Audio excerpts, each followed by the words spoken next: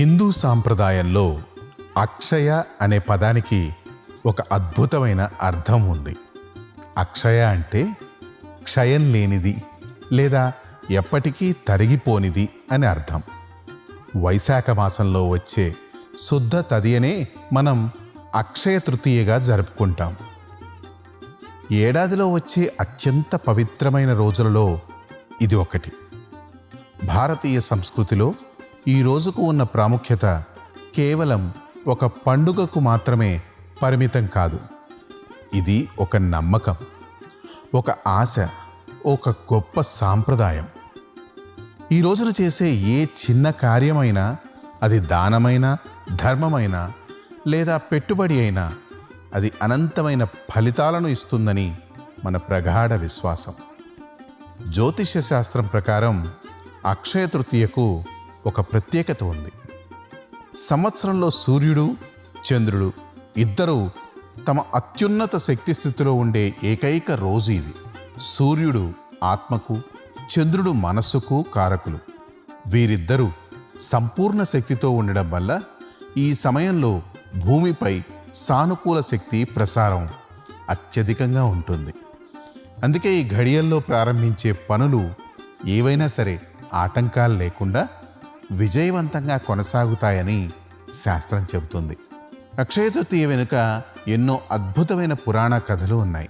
సంపదలకు అధిపతి అయిన కుబేరుడు లక్ష్మీదేవిని ఆరాధించి తాను కోల్పోయిన నిధులను, పదవిని తిరిగి పొందిన పవిత్రమైన రోజు ఇదే. అలాగే పాండవులు వనవాసంలో ఉన్నప్పుడు సూర్యభగవానుడు ద్రౌపదికి అక్షయ పాత్రను ప్రసాదించిన రోజు కూడా ఇదే. ఆ పాత్రలో ఆహారం వండుతున్న కొద్దీ వస్తూ ఉండేదిట. ఇక పవిత్ర గంగానది స్వర్గం నుండి భూమికి దిగివచ్చింది కూడా ఈరోజే. ఇలా అనేక శుభ పరిణామాలు ఈ తిథి నాడే జరగడం వల్ల దీనిని యుగాది తిథి అని కూడా పిలుస్తారు. నిజానికి చాలామంది అడుగుతుంటారు, అక్షయ తృతీయ అంటే కేవలం బంగారం కొనడమేనా అని. దీనికి సమాధానం ఏమిటంటే, మన సంస్కృతిలో బంగారాన్ని కేవలం ఒక లోహంగా చూడరు. దానిని సాక్షాత్తు మహాలక్ష్మి స్వరూపంగా భావిస్తారు.